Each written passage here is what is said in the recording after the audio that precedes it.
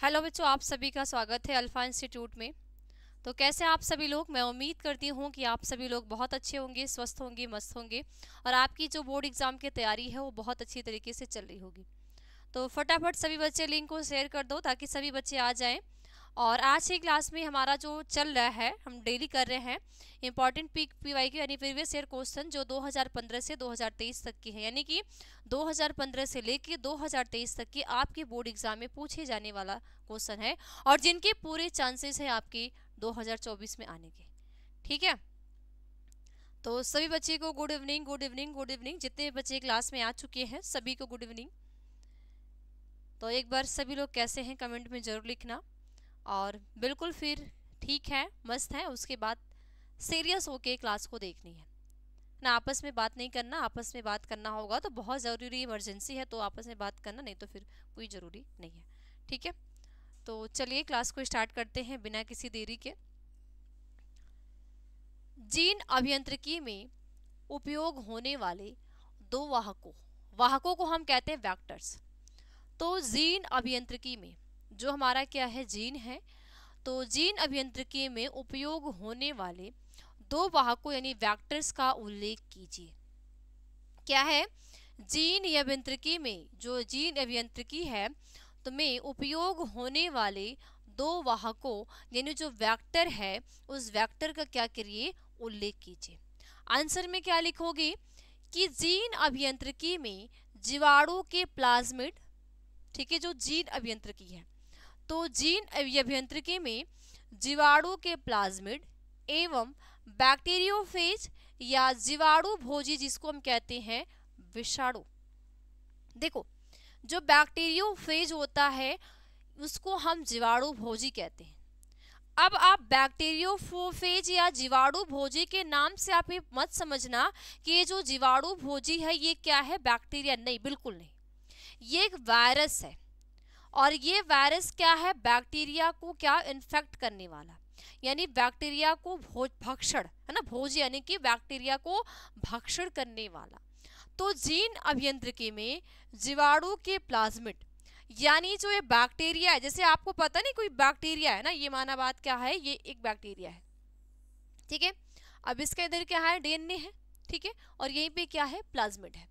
तो जीन अभियांत्रिकी में ये जो जीन अभियांत्रिकी है उसमें जीवाणु के प्लाज्मिड एवं बैक्टीरियोफेज, क्या है, जीवाणु का ये प्लाज्मिड है एवं बैक्टीरियोफेज यानी कि जो किसको कहते हैं, वायरस, दोनों का उपयोग वाहक के रूप में किया जाता है। यानी कि दोनों का जो यूज है उसको वाहक यानी किसके रूप में, वेक्टर के रूप में किया जाता है।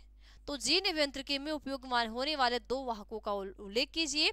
तो दोनों वाहक कौन है, एक जीवाणु में प्लाज्मिड एवं बैक्टीरियोफेज या जीवाणु भोजी या जो वायरस होता है, यानी एक क्या है बैक्टीरिया और एक क्या है वायरस, दोनों उपयोग होने वाला क्या है, वेक्टर से, यानी कि वाहक होते हैं। ठीक है, क्या होंगे, वेक्टर से या तो उसको हम कहेंगे वाहक होते हैं। ठीक है, और उपयोग वाहक के रूप में किया जाता है। ओके, अगला क्वेश्चन है कि प्लाज्मिड क्या है, स्पष्ट कीजिए। अब यहाँ पे हमने प्लाज्मिड का डिस्कस किया कि प्लाज्मिड प्लाज्मिड प्लाज्मिड, तो ये प्लाज्मिड होता क्या है, या ये एक बैक्टीरिया है, ये यहाँ पे इसका डीएनए है और यहाँ पे इसका प्लाज्मिड है, तो ये प्लाज्मिड क्या होता है, किसे हम कहते हैं प्लाज्मिड। तो देखो, जब इस प्रकार का क्वेश्चन, ये भी आपके बोर्ड एग्जाम में पूछे गया क्वेश्चन है और आगे भी पूछा जाएगा और आपके बोर्ड एग्जाम में पूरे चांसेस है पूछने के। अब हम प्लाज्मिड की बात करते हैं। तो प्लाज्मिड क्या है, स्पष्ट कीजिए। तो ये जीवाणुओं में पाए जाने वाला अतिरिक्त गुणसूत्री पदार्थ है। यानी कि जैसे हम कहते हैं हम मानव हैं, हम ह्यूमन है, या अदर भी कोई और जीव है, मानव है या कोई अदर ऐसे जीव हैं जिनका जो जेनेटिक पदार्थ क्या होता है, डीएनए होता है, लेकिन ये जीवाणु में पाए जाने वाला यानी जो बैक्टीरिया है, बैक्टीरिया में पाए जाने वाला ये क्या है, अतिरिक्त गुणसूत्री पदार्थ है जो एक कोशिका से दूसरी कोशिका में जा सकता है। जैसे डीएनए हमारा एक सेल से दूसरे सेल से हमें कह सकते हैं एक पीढ़ी से दूसरी पीढ़ी में जाता है, इसी तरह जो प्लाज्मिड है ये प्लाज्मिड भी एक कोशिका से दूसरी कोशिका यानी एक सेल से दूसरे सेल्स में ये जा सकता है। ठीक है, एक कोशिका से दूसरी कोशिका में क्या करेगा, जा सकता है। ठीक है, आगे क्या लिखोगे, जिसे प्लाज्मिड कहते हैं। तो प्लाज्मिड क्या है पूछा जाएगा, लिखोगे जीवाणु में, ये जीवाणु में पाए जाने वाला अतिरिक्त गुणसूत्रीय पदार्थ है जो कोशिका से दूसरी कोशिका में, जो एक कोशिका से दूसरी कोशिका में जा सकता है, उसे ही हम क्या कहते हैं, प्लाज्मिड कहते हैं। ठीक है, प्लाज्मिड प्रायः जीवाणु व यीस्ट में पाए जाते हैं। अब ये जो गुणसूत्रीय पदार्थ है जो एक कोशिका से दूसरे कोशिका में जा रहा है, ये प्रायः किस में पाया जाएगा, यीस्ट में पाया जाता है, और साथ साथ किस में, बैक्टीरिया में पाया जाता है। यानी कि ये जो प्लाज्मिड है ये प्रायः कहाँ, जीवाणु में और यीस्ट में पाए जाते हैं। ठीक है, इनका प्रयोग डीएनए पुनर्योग तकनीक में संवाहक के रूप में किया जाता है। और ये जो प्लाज्मिड है, इस प्लाज्मिड का यूज जो है, ये प्लाज्मिड जो है इसका यूज जो है किसके लिए, डीएनए पुनर्योग, क्या है, जो डीएनए का पुनर्योग है तो तकनीक में संवाहक के रूप में किया जाता है। और टीआई प्लाज्मिड एग्रोबैक्टीरियम ट्यूमिफेरियंसिस जीवाणु से प्राप्त होता है। और जो प्लाज्मिड टीआई जो प्लाज्मिड है वो एग्रोबैक्टीरियम ट्यूमिफेशियंस जीवाणु से प्राप्त किया जाता है। तो जब आपसे पूछा जाए कि जो टीआई प्लाज्मिड है ये किस बैक्टीरिया के द्वारा प्राप्त किया जाएगा, आप बताओगे एगोबैक्टीरियम। ठीक है, एगोबैक्टीरियम ट्यूमिफेशियंस जीवाणु से प्राप्त होता है। ठीक है, क्लियर। ये दो क्वेश्चन समझ में आया कि जीन अभियांत्रिकी में उपयोग होने वाले दो वेक्टर्स या दो वाहक। तो दो वेक्टर्स क्या है, एक बैक्टीरियोफेज यानी जो वायरस है, और एक क्या है, जीवाणु यानी जो जीवाणु के प्लाज्मिड। ठीक है, इसके बाद सेकेंड क्वेश्चन क्या है, प्लाज्मिड क्या है, स्पष्ट कीजिए। तो ये हमने देख लिया। अब एक छोटी सी इंफॉर्मेशन आप सभी बच्चे के लिए है। ठीक है, छोटा सा इंफॉर्मेशन कि ऐसे बच्चे हैं जो, क्योंकि देखो पहले हम तो एकदम रिलैक्स थे, कोई बात नहीं, बोर्ड एग्जाम पास आया है, कोई बात नहीं, भी बहुत टाइम है, 2 मंथ 3 मंथ 4 मंथ बहुत टाइम है। लेकिन अब क्या है कि एग्जाम डेट भी आ गई है, तो बहुत ज़्यादा घबराहट स्टार्ट हो गई है कि अब तो नहीं टल सकता, अब तो फिक्स हो गया कि इसी डेट को एग्ज़ाम है, अब मेरी तैयारी तो हुई नहीं है, कैसे हम पूरी करें। तो ऐसे बच्चे जिन्हें लगता है कि मेरी तैयारी बिल्कुल जीरो है या मैंने अभी कुछ भी नहीं पढ़ाई किया है, तो बोर्ड परीक्षा 2024 के लिए वरदान 3.0 बैच में आप ज्वाइन हो सकते हैं। इस बैच में आपका लक्ष्य है जो है 90 प्लस है, और ये बड़ा न्यू बैच है, और इसमें ये आपकी क्रेश कोर्स है, यानी कि ऐसा जिसमें सिर्फ आपके बोर्ड एग्जाम को देखते हुए पढ़ाया जाएगा। जो आपके बोर्ड एग्जाम में जो टॉपिक बहुत ज़्यादा मायने रखती है, चाहे शॉर्ट हो चाहे लॉन्ग हो, जैसा भी है, सभी चीज़ें आपको इस बैच में पढ़ाई जाएंगी। अब इस बैच में आपको प्रोवाइड क्या किया जा रहा है बेटा, चैप्टर 1 से आपकी पूरी तैयारी है, जिसमें 1 short revision with mind map, यानी 1 शॉर्ट रिवीजन है विथ माइंड मैप, यानी जो आपके 1 शॉर्ट है और रिवीजन के साथ है, और साथ इसमें आपके क्या है, माइंड मैप है। और डेली लाइव क्लासेज है, आपकी लाइव डाउट क्लासेस है। माना बात आपने जो क्लास में पढ़ा, डेली आपकी लाइव क्लास चलती है, और आपने क्लास में पढ़ा और किसी भी कारणवश आपका डाउट रह गया, तो उसके लिए अलग से लाइव डाउट क्लास है, जिसमें आपके डाउट क्लियर होते हैं, जो भी आपने जिस भी हर एक सब्जेक्ट वाइज और हर एक चैप्टर वाइज। ऐसा नहीं कि एक ही दिन आया और पूरे चैप्टर का आपसे पूछ दिया जाए, नहीं, हर एक चैप्टर वाइज पहले 1 शॉट, फिर भी आपने पढ़ा, डाउट रह गया तो क्या, लाइव डाउट क्लास, साथ साथ क्लास नोट पीडीएफ, यानी जो डेली हम क्लास में करते हैं वो क्लास नोट पीडीएफ भी मिलते हैं। ठीक है, इसके साथ ऑनलाइन वीकली टेस्ट, यानी हफ्ते में आपका टेस्ट, और स्टडी मटेरियल, यानी कि आपको बुकलेट प्रोवाइड किया जाता है कि अगर आप बुक खरीदने में या किसी प्रकार के नोट्स खरीदने में असक्षम है तो आपको यहाँ से सारी चीज़ें मिल जाए, इधर उधर भटकने की आपको ज़रूरत ना पड़े। ठीक है, इसके साथ साथ कंप्लीट सिलेबस के सभी महत्वपूर्ण प्रश्न, मॉडल पेपर, गेस्ट पेपर और पिछले 5 साल का पेपर, साथ साथ सभी विषय पढ़ाया जाएगा।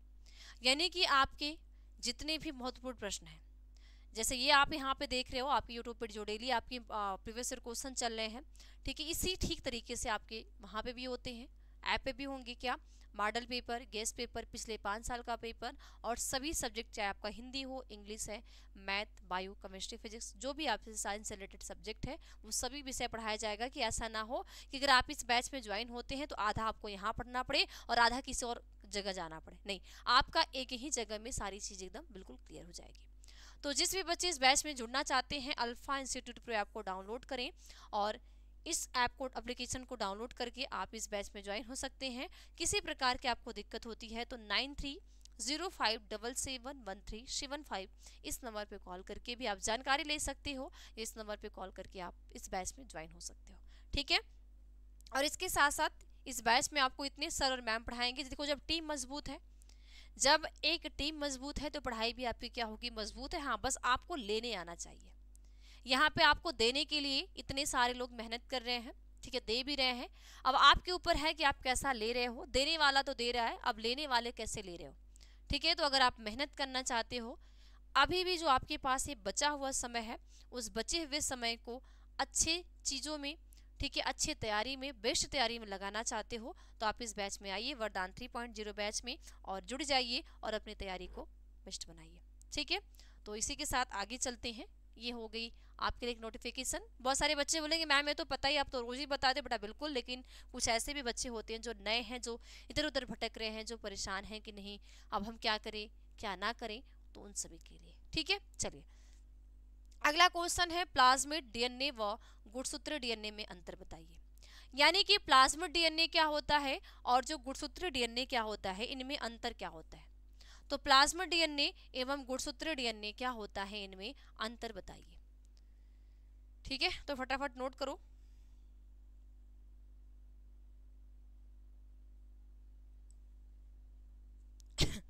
फटाफट नोट करिए आप लोग, फटाफट नोट करिए। तो प्लाज्मिड डीएनए व गुणसूत्र डीएनए में अंतर बताइए, यानी प्लाज्मिड डीएनए व गुणसूत्र डीएनए में क्या अंतर होते हैं।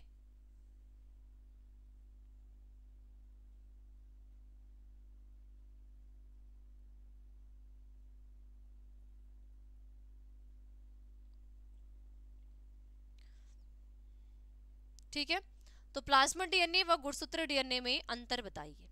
तो एक साइड आप क्या लिखोगे, प्लाज्मिड डीएनए, ठीक है, और दूसरी साइड क्या लिखोगे, गुणसूत्र डीएनए। अब हम सबसे पहले बात करते हैं प्लाज्मिड डीएनए की। सबसे पहले हम किसकी बात करेंगे, ये प्लाज्मिड डीएनए की। यानी प्लाज्मिड डीएनए क्या होता है या प्लाज्मिड डीएनए हम किसे कहते हैं। देखो, प्लाज्मिड डीएनए की सबसे पहले हम बात करें तो ये प्रायः वृत्ताकार एवं आकार में, ये जो प्लाज्मिड डीएनए होता है ये प्रायः कैसा होता है, वृत्ताकार।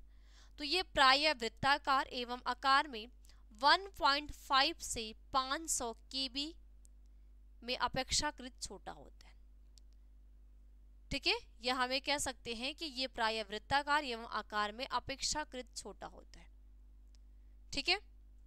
जो प्लाज्मिड डीएनए है ये प्रायः वृत्ताकार है। कैसा है, ये वृत्ताकार है, लेकिन अपेक्षाकृत आकार में ये अपेक्षाकृत छोटी होती है, छोटी होता है। कितना होता है, 1.5 से 500 केबी, ठीक है। अब गुणसूत्र डीएनए, इनका आकार अपेक्षाकृत काफी बड़ा होता है। प्लाज्मिड डीएनए का जो आकार है, जो प्लाज्मिड डीएनए है उसका जो आकार है वो अपेक्षाकृत क्या है, छोटा है। लेकिन जो गुणसूत्र डीएनए है इसका जो आकार है ये अपेक्षाकृत क्या है, बड़ा है। तो प्लाज्मिड का अपेक्षाकृत छोटा और गुणसूत्री का अपेक्षाकृत बड़ा। प्लाज्मिड का अपेक्षाकृत छोटा और गुणसूत्री का अपेक्षाकृत क्या हो गया, बड़ा हो गया, ठीक है। नेक्स्ट क्या है, इन्हें वाहक के रूप में काम में लाया जाता है। अब ये जो प्लाज्मिड डीएनए है, ये जो प्लाज्मिड डीएनए है, इस प्लाज्मिड डीएनए को वाहक के रूप में, यानी किसके रूप में, वेक्टर के रूप में, ठीक है, यानी वेक्टर्स के रूप में काम में लाया जाता है। किसको, प्लाज्मिड डीएनए को हम क्या करेंगे, जो वेक्टर के रूप में यानी वाहक के रूप में इसको हम क्या करेंगे, काम में ला सकते हैं। गुणसूत्र डीएनए में क्या है, इन्हें वाहक के रूप में काम में नहीं लिया जा सकता। प्लाज्मिड डीएनए को आप वेक्टर के रूप में यानी वाहक के रूप में हम यूज में ले सकते हैं, लेकिन ये जो गुणसूत्र डीएनए होते हैं, जो क्रोमोसोमल डीएनए होते हैं, इनको वाहक के रूप में हम काम में नहीं लिया जा सकता है। यानी इसको हम वाहक के रूप में काम में नहीं लेंगे, ठीक है। इसको हम वाहक के रूप में जो काम में लेना है उस यूज को हम नहीं कर सकते, ठीक है। क्या करेंगे, उस यूज को हम नहीं कर सकते, ठीक है। ये अतिरिक्त गुणसूत्रीय रचनाएं होती हैं। अभी जो प्लाज्मिड डीएनए है क्या है, ये जो प्लाज्मिड डीएनए है ये अतिरिक्त गुणसूत्रीय रचनाएं होती हैं। प्लाज्मिड डीएनए क्या है, ये अतिरिक्त गुणसूत्रीय रचनाएं होती हैं। कैसी होंगी, यानी क्रोमोसोमल स्ट्रक्चर होगा, क्रोमोसोमल क्या होंगी, इनकी रचनाएं होती हैं। और यह मुख्य गुणसूत्रीय रचना है, ये अतिरिक्त गुणसूत्रीय रचनाएं होती हैं। और जो गुणसूत्रीय डीएनए है ये मुख्य गुणसूत्रीय रचना है। ठीक है, तो ये होते हैं प्लाज्मिड डीएनए और गुणसूत्रीय डीएनए में अंतर। यानी कि सारा सार क्या होगा कि जो हमारा प्लाज्मिड डीएनए है ये वृत्ताकार होता है लेकिन आकार में छोटा होता है, लेकिन जो हमारा गुणसूत्रीय डीएनए होता है धागेनुमा संरचना है, अपेक्षाकृत काफी बड़ा होता है, यानी 2.2 मीटर। ठीक है, और प्लाज्मिड डीएनए को हम वेक्टर के रूप में यानी वाहक के रूप में यूज कर सकते हैं, करते भी हैं, लेकिन ये जो हमारा गुणसूत्रीय डीएनए है उसको हम वेक्टर के रूप में यूज में यानी वेक्टर के रूप में यूज में नहीं लिया जा सकता। और ये अतिरिक्त है ना, प्लाज्मिड डीएनए ये अतिरिक्त गुणसूत्रीय रचनाएं होती हैं, और ये जो डीएनए होती है ना, जो गुणसूत्रीय डीएनए होता है ये मुख्य गुणसूत्रीय रचना होती है। ठीक है, तो ये आपके प्लाज्मिड डीएनए और गुणसूत्रीय डीएनए में डिफरेंस होते हैं। तो जिस बच्चे को नोट करना है फटाफट नोट कर ले, ठीक है, नहीं तो फिर बाद में आप आगे नोट करते रहना। ओके, और कोशिश करो कि साथ साथ नोट करने की, क्योंकि अक्सर करके आपका पूरा जो समय होता है वो नोट करने में चला जाता है। अगर आप यहाँ पे नोट नहीं करोगे फिर वापस से इस क्लास को देखोगे, ठीक है, उसके बाद नोट करोगे तो आपका जो रिवीजन के लिए आपके पास जो समय है वो समय नहीं बच पाएगा। तो रिवीजन को समय को बढ़ाने के लिए आपके पास प्रॉपर लगभग एक दिन में 3 से 4 घंटे, देखो आप एक सब्जेक्ट को सिर्फ रिवीजन नहीं करना, आपको सारे सब्जेक्ट को लेके चलना है। तो अगर आप चाहते हो तो डेली डेली भी ले सकते हो, या तो आप हफ्ते में बांट दो कि मुझे ठीक है मैं पढ़ रहा हूँ लेकिन मैं 2 दिन इस सब्जेक्ट को हमें रिविजन करना है, सेल्फ स्टडी करनी है। ठीक है, तो आपको जैसा ईजी लगे, जिस तरीके से ईजी लगे वो तरीका आप अपना सकते हो। ठीक है, चलिए अगला देखते हैं। क्या सुकेंद्रकी कोशिका में प्रतिबंधन एंडोन्यूक्लियेज मिलते हैं, स्पष्ट कीजिए। क्या सुकेंद्रकी कोशिका में प्रतिबंधन एंडोन्यूक्लियेज मिलते हैं, स्पष्ट कीजिए। सबसे पहले आप मुझे एक क्वेश्चन बताइए कि सुकेंद्रकी कोशिका को एक और नाम किस नाम से जाना जाता है। ये जो यहाँ पे हम सुकेंद्रकी कोशिका कह रहे हैं इसका एक नाम और होता है, और वो क्या नाम है? क्या कोई बच्चा बता सकता है? कोई भी बच्चा बता सकता है कि ये जो सुकेंद्रकी कोशिका है इसका एक और नाम क्या है? कोई भी बच्चा, क्या आप बता सकते हो? फटाफट कमेंट में आंसर लिखो, फटाफट कमेंट में आंसर लिखो आप लोग। कोई बच्चा है जो बता सकता है?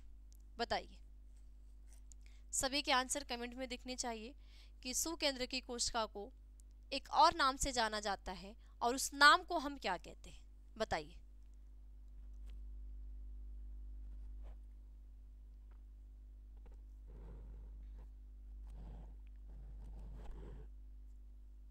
फटाफट बताइए।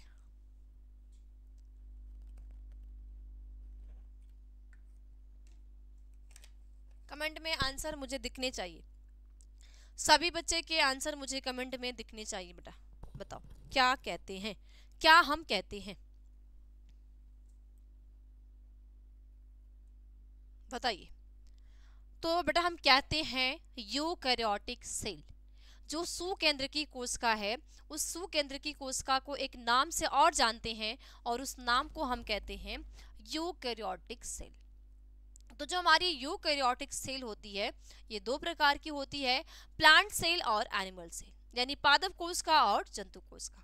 तो क्वेश्चन क्या पूछ रहा है कि क्या सुकेंद्रकी कोशिकाओं में प्रतिबंधन एंडोन्यूक्लियेज मिलते हैं, स्पष्ट कीजिए। तो क्या लिखोगे? नहीं, प्रायः सुकेंद्रकी कोशिकाओं में प्रतिबंधन एंडोन्यूक्लियेज एंजाइम नहीं होते हैं। क्या आंसर लिखोगे कि प्रायः सुकेंद्रकी कोशिका में, किसमें? प्रायः सुकेंद्रकी कोशिकाओं में प्रतिबंधन एंडोन्यूक्लियेज एंजाइम नहीं होती हैं। क्या होते हैं? प्रतिबंधन एंडोन्यूक्लियस जो एंजाइम है ये प्रतिबंधन एंडोन्यूक्लियस एंजाइम नहीं होते। क्यों नहीं होते? क्योंकि सुकेंद्रकीय जीवों में डीएनए मिथाइलेज नामक एंजाइम द्वारा मिथाइलीकृत हो जाता है। रीजन क्या है क्यों नहीं मिलता? क्योंकि जो हमारी सुकेंद्रकीय कोशिका है, तो सुकेंद्रकीय कोशिकाओं में जो प्रतिबंधन एंजाइम है, क्या है? जो प्रतिबंधन एंडोन्यूक्लियस एंजाइम है, ठीक है, एंजाइम होते हैं, वो क्या होगा? मिथाइलेज नामक एंजाइम द्वारा मिथाइलीकृत हो जाता है और यह प्रक्रम डीएनए को प्रतिबंधन एंजाइम से बचाता है। और यही जो प्रक्रम होता है डीएनए को, जो डीऑक्सीराइबोन्यूक्लिक एसिड है, इसको क्या, जो प्रतिबंधन एंजाइम है उस प्रतिबंधन एंजाइम से बचाने का कार्य करता है, यानी कि बचाता है। तो जब पूछा जाएगा क्या सुकेंद्रकीय कोशिकाओं में प्रतिबंधन एंडोन्यूक्लियस मिलते हैं, स्पष्ट कीजिए, तो आप ये आंसर यहाँ पे मेंशन करेंगे, यानी कि लिखेंगे। ठीक है, आगे, ये एंजाइम केवल प्राग केंद्र की जीवों की कोशिकाओं में पाए जाते हैं, यानी कि जो कह सकते हैं प्राग केंद्र की प्राग केंद्र की, यानी कि प्रोकैरियोट्स, प्राग यानी प्रोकैरियोट्स यानी जो प्रिमिटिव है ना, जो प्रोकैरियोट्स हैं, तो यह एंजाइम केवल प्राग केंद्र की जीवों की कोशिकाओं में पाए जाते हैं और एवं विषाणु को संक्रमण होने पर, एवं क्या, विषाणु के संक्रमण होने पे, किसके संक्रमण होने पे? वायरस के संक्रमण होने पर उसके डीएनए को नष्ट कर प्रतिरक्षा तंत्र की भूमिका निभाते हैं। हालांकि इष्ट में प्रतिबंधन न्यूक्लियस एंजाइम पाए जाते हैं। हालांकि जो हमारी इष्ट कोशिका है, जो इष्ट है, इष्ट में क्या होता है? प्रतिबंधन न्यूक्लियस एंजाइम उपस्थित होते हैं। तो ये केवल ये एंजाइम जो हमारी क्या है, प्रतिबंधन एंडोन्यूक्लियस एंजाइम है, ये सिर्फ किस में पाई जाती है? प्राग कोशिकाओं में। किसमें? जो प्राग केंद्र की कोशिकाएं होती उसमें पाए जाते हैं। ठीक है, और ये विषाणु के संक्रमण में उसके डीएनए को नष्ट करके प्रतिरक्षा तंत्र की भूमिका निभाते हैं, यानी कि जो प्रतिरक्षा, जो हमारा इम्यून सिस्टम है, उस इम्यून सिस्टम की भूमिका निभाते हैं। हालांकि जो इष्ट में प्रतिबंधन न्यूक्लियस एंजाइम पाए जाते हैं। ठीक है, तो ये आप लिखोगे, तो साथ साथ नोट कर रहे हो तो अच्छी बात है, नहीं तो स्क्रीनशॉट भी ले सकते हो, बाद में आप नोट कर सकते हो। जो भी आपको इजी लगे, जो व्यवस्था आपको इजी लगे, आप उस व्यवस्था को आप कर सकते हो, कोई भी आपको यहाँ पे मनाहट नहीं है। ठीक है, चलो अगला क्वेश्चन, बीटी फसल पर टिप्पणी लिखिए।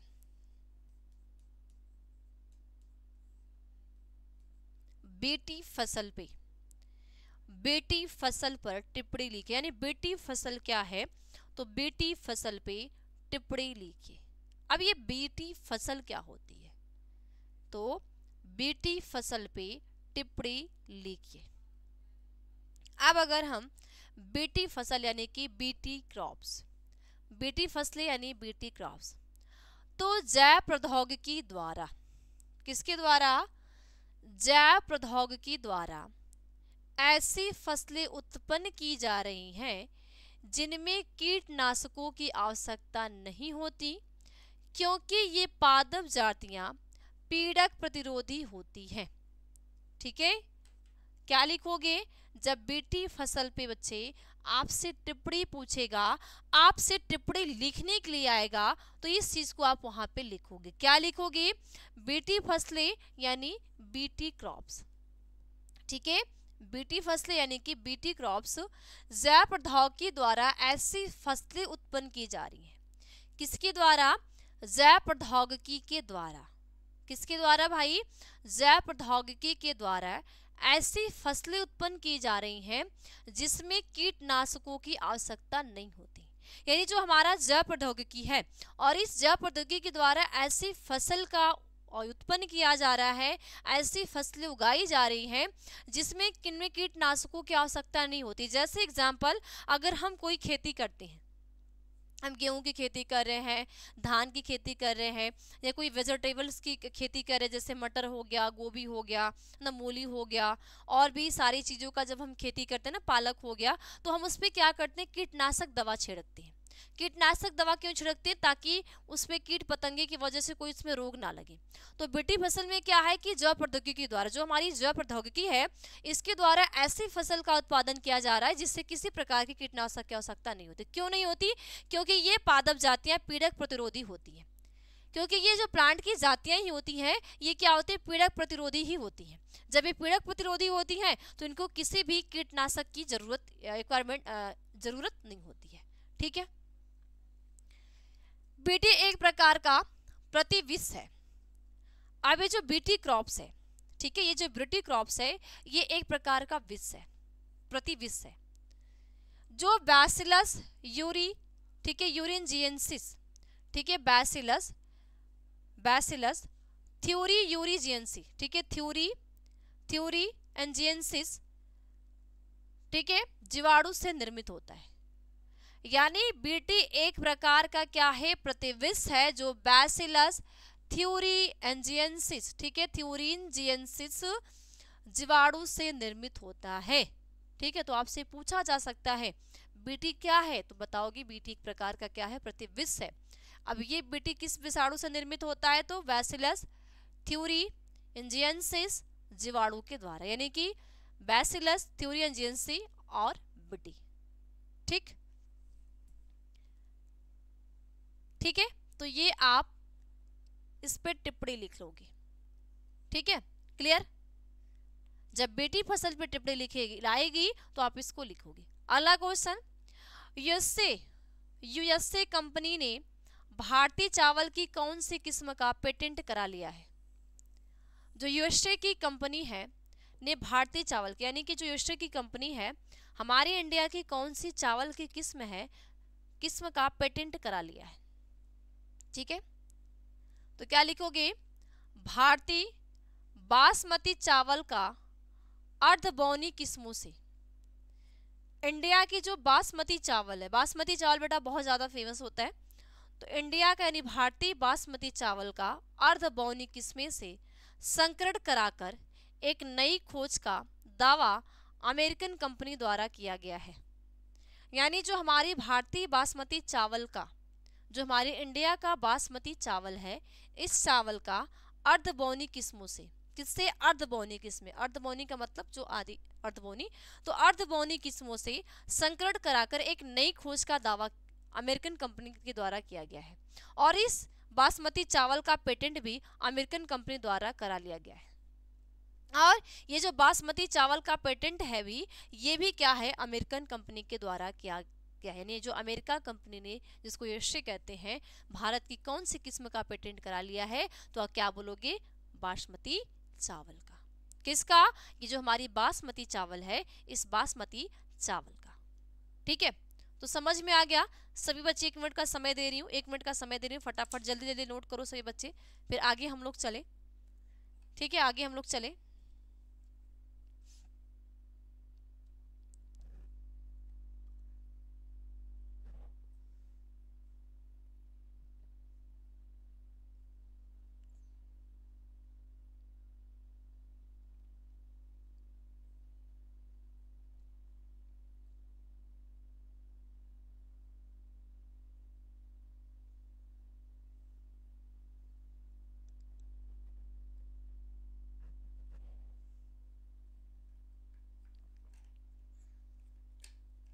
हो गया सभी का?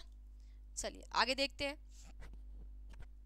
अगला क्वेश्चन, इंटरफेरॉन की परिभाषा एवं कार्य लिखिए।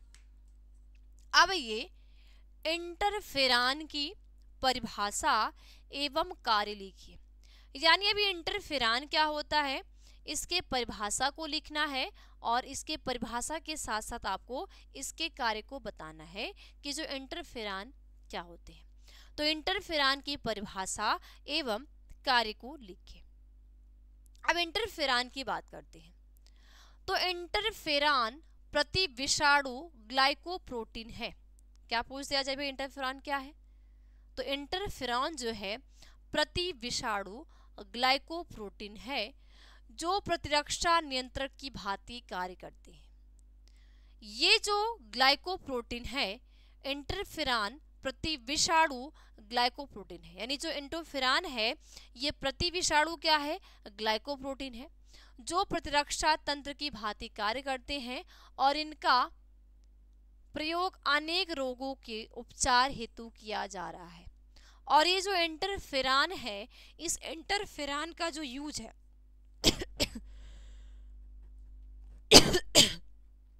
सॉरी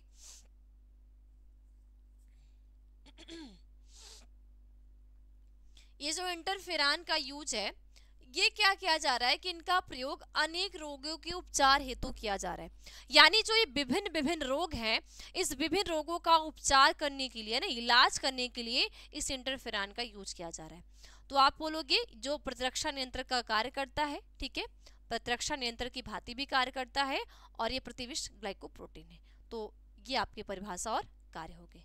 ठीक है, चलो आगे देखते हैं। 4 पुनर्योज्य प्रोटीन तथा उनके चिकित्सीय उपयोग लिखिए। 4 पुनर्योज्य प्रोटीन तथा उनके चिकित्सीय उपयोग लिखिए। यानी कि ये 4 पुनर्योज्य प्रोटीन क्या होते हैं तथा उनके चिकित्सीय यूज, उनका चिकित्सीय उपयोग यानी चिकित्सा में उसका यूज क्या है, उस यूज को आपने लिखनी है। तो क्या लिखोगे, पुनर्योज्य प्रोटीन और उनके चिकित्सीय उपयोग जो होते हैं वो क्या होंगे, निम्नलिखित होती हैं। पहला के एक साइड आप लिखोगे पुनर्योज्य प्रोटीन और दूसरी साइड चिकित्सीय उपयोग। ठीक है, पहला क्या है, हाम्यूलिन। ये जो हाम्यूलिन है इसका यूज मधुमेह उपचार हेतु उपयोग, यानी जो मधुमेह रोग है, जो मधुमेह के उपचार में किस प्रोटीन का, हाम्यूलिन प्रोटीन का यूज किया जाता है। तो ये पुनर्योज्य प्रोटीन यानी जो पुनर्योज्य प्रोटीन में हाम्यूलिन है, इसका यूज मधुमेह उपचार हेतु किया जाता है। यानी अगर कोई भी मधुमेह का रोगी है, कोई भी डायबिटीज का यानी कि जो मधुमेह का रोगी है, उस पेशेंट को हाम्यूलिन प्रोटीन चिकित्सा के रूप में यूज की जाती है। ठीक है, उस प्रोटीन का इस चिकित्सा के रूप में यानी मधुमेह उपचार हेतु यूज किया जाता है। ठीक है, अगला प्लाज्मिनोजन। सेकेंड क्या है, प्लाज्मिनोजन। अब ये प्लाज्मिनोजन क्या है, कैंसर उपचार हेतु उपयोगी जमाव को कम करने में उपयोगी। यानी कैंसर उपचार हेतु, हमें जो कैंसर हो जाता है तो कैंसर के उपचार हेतु उपयोगी जमाव को कम करने में उपयोगी होता है। ठीक है, यानी कैंसर को हम कहते हैं कि जो हमारी कैंसर बीमारी है, कैंसर का तो कोई प्रॉपर इलाज नहीं है, है ना। अगर असल में देखा जाए तो हमारी चिकित्सा के क्षेत्र में, हमारी मेडिसिन के क्षेत्र में कैंसर का भी कोई भी प्रॉपर, जैसे कोई भी डिजीज होती है, कोई भी स्पेशली रोग होता है तो उस रोग का की स्पेशली मेडिसिन होती है। तो यहाँ पे जो कैंसर, उसका कोई भी स्पेशल मेडिसिन नहीं, यानी कि कोई भी इसका प्रॉपर इलाज नहीं है। तो कैंसर जो ये प्लाज्मिनोजन प्रोटीन होती है, उसका कैंसर उपचार हेतु उपयोगी जमाव को कम करने के लिए, यानी इसमें जो उपयोगी जमाव होता है उस जमाव को कम करने के लिए इसका यूज किया जाता है। ठीक है, आगे रिलैक्सिन। आगे क्या है, रिलैक्सिन। तो सरल प्रसव हेतु उपयोगी। अब ये जो रिलैक्सिन है, इस रिलैक्सिन का क्या होगा, सरल प्रसव हेतु उपयोगी। यानी कि प्रसव की क्रिया, यानी कि जब प्रसव की क्रिया क्या होती है, जब हमारी गर्भ अवधि पूर्ण हो जाए, जब गर्भ अवधि पूर्ण हो जाए और एक शिशु का जन्म हो, गर्भ अवधि पूर्ण हो और एक शिशु का जन्म होता है, उसे हम कहते हैं प्रसव। ठीक है, तो आप पता है भाई, हम जब हॉस्पिटल में जाते हैं, डॉक्टर के पास जाते हैं, तो डॉक्टर हमें प्रसव में, है ना, सरल प्रसव हेतु उपयोगी, यानी कि जो हमारी प्रसव वेदना है या जो बच्चे का जन्म है, वो बच्चे का जन्म बहुत इजीली तरीके से हो जाए, है ना, बहुत आसान तरीके से हो जाए, सरल तरीके से हो जाए। तो इस आसान तरीके से, सरल तरीके से करने के लिए वो क्या करते हैं, रिलैक्सिन का, जो ये रिलैक्सिन प्रोटीन होती है उसका डॉक्टर यूज करते हैं। तो ये भी हमारे चिकित्सीय उपयोग में आता है। क्लियर। इसके बाद आता है interleukin second. Interleukin second cancer उपचार हेतु उपयोगी। अब ये जो इंटरल्यूकिन है, इसका भी यूज किसके लिए है, कैंसर के उपचार के लिए है। प्रॉपर इलाज तो नहीं है, है ना, प्रॉपर इलाज तो नहीं, लेकिन कोई भी कैंसर का रोगी हो गया तो उसको तो हम ऐसे छोड़ नहीं सकते। कोई भी कैंसर का रोगी हो गया, अब देखो स्टार्टिंग का कैंसर होता है तो उसको हम ठीक कर लेते, जब ट्यूमर का रूप है, जब वो ट्यूमर के रूप में है तो उसको हम ठीक कर सकते हैं, यानी कि जब वो किसी विशेष अंग में है या वो किसी विशेष टिश्यू में है तो उसको हम ठीक कर सकते हैं। लेकिन वो दूसरे एक उत्तक से दूसरे टिश्यू या दूसरे अंगों में जब वो फैल जाते हैं तो उनको ठीक करना मुश्किल होता है। ठीक है, तो इंटरक्यूलिन का यूज कैंसर के उपयोग में, प्लाज्मिनोजन का यूज कैंसर के उपयोग में, रिलैक्शन का यूज सरल प्रसव के उपयोग में, यानी कि जो प्रसव की क्रिया होती है उसको सरल बनाने के लिए, और हावेल्यून का यूज मधुमेह उपचार है, तो यानी कि कोई भी डायबिटीज का रोगी है ना, या मधुमेह का जो रोगी है उसके लिए ये यूज होता है। ठीक, समझ में आ गया? तो आपको समझ में आने चाहिए, सबसे बड़ा काम ये है कि आपको समझ में आ रहा है कि नहीं आ रहा है, ये जरूरी है। और समझ तब आएगा जब आपका ध्यान सिर्फ मेरी बातों पर होगा। आपस में बात करते रहेंगे ना, कर रहे हैं आप लोग, तो वो नहीं है। ठीक है, चलो अगला देखो, फटाफट नोट करो, फटाफट नोट करो, 1 मिनट का समय दे रही हूँ। अगर छुट्टा हुआ जो बच्चा नोट कर रहा है, क्योंकि बहुत बच्चे ऐसे होते हैं जो साथ साथ नोट करते हैं, तो जो बच्चा नोट करता है बेटा, अगर आपका छुट्टा हुआ तो जल्दी जल्दी फटाफट इसको क्लियर करो, फिर आगे हम लोग बढ़े। और जो नहीं नोट कर रहा है वो स्क्रीनशॉट ले ले भाई, कम से कम खाली टाइम में तो नोट कर लेना, ऐसे मत छोड़ देना। ठीक है,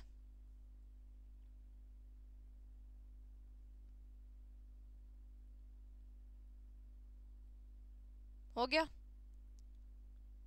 चलो, बायोस्फीयर पर टिप्पणी लिखिए। अब बायोस्फीयर पर टिप्पणी लिखिए, यानी बायोस्फीयर क्या है, तो बायोस्फीयर पर टिप्पणी लिखिए। अब हम बायोस्फीयर किसे कहते हैं, इस पे आपको क्या करने हैं, टिप्पणी लिखनी है। तो बायोस्फीयर पर क्या करिए, टिप्पणी लिखिए। ठीक, क्या लिखोगे, बायोस्फीयर पे टिप्पणी लिखिए। ठीक है, देखो, जैवमंडल पृथ्वी का वह भाग होता है जहां सजीव निवास करता है। यानी कि जो हम जैव मंडल की बात करते हैं, जो जीव मंडल की बात करते हैं ना, जो हमारा जो जीव मंडल है, तो जीव मंडल यानी जो बायोस्फीयर है, पृथ्वी का वह भाग होता है जहां जीव सजीव निवास करते हैं। यानी कि जहां पे क्या, निर्जीव नहीं, जहां पे हम सजीव होते हैं वो सजीव निवास करते हैं। यह स्थल मंडल, जल मंडल तथा वायुमंडल में सम्मिलित रूप से विद्यमान होता है।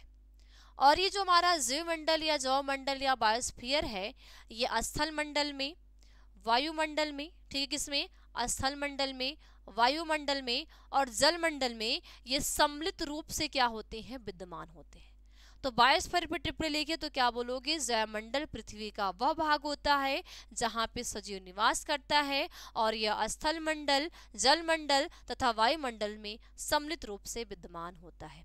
तो स्थल मंडल में, जल मंडल में, वायुमंडल में सम्मिलित रूप से विद्यमान कौन होता है, तो ये हमारा जैव मंडल यानी कि बायोस्फीयर। ठीक है, तो फटाफट नोट करो भाई, समय दे रही हूँ 1 मिनट का, 1 मिनट का समय दे रही हूँ, फटाफट जल्दी जल्दी नोट करो। ठीक है, जल्दी जल्दी नोट करो। ठीक है, फटाफट नोट करो बेटा, बात ना करो, बात ना करो भाई, बात ना करो। देखो, मुझे लगता है कि जब तक आपका एग्जाम नहीं हो जाता तब तक आप पढ़ाई कर लो, है ना। एग्जाम जब तक नहीं हो जाता तब तक आप पढ़ाई कर लो, उसके बाद तो मौज मस्ती करनी है। देखो, बोर्ड एग्जाम जब हो जाएगा ना, आप रिलैक्स हो जाओगे, आप खुद चाहोगे कि भाई चलो बोर्ड एग्जाम हमारा बीत गया, पेपर खत्म हो गया, थोड़ा सा मौज मस्ती कर लेते हैं, फिर 15-10 दिन, 15 दिन, 20 दिन मौज मस्ती करोगे, फिर वापस से जुट जाओगे पढ़ाई में। ठीक है, तो ये सोचो, पूरे पढ़ाई के टाइम मौज मस्ती करोगे तब तो नहीं हो पाएगा। टाइम से पढ़ाई के टाइम पढ़ाई, मौज मस्ती के टाइम मौज मस्ती, तब आप सक्सेस हो जाओगे। ठीक है, चलो, कारण स्पष्ट कीजिए। अब यहाँ पे क्या है, पूछा जाता है कारण स्पष्ट कीजिए।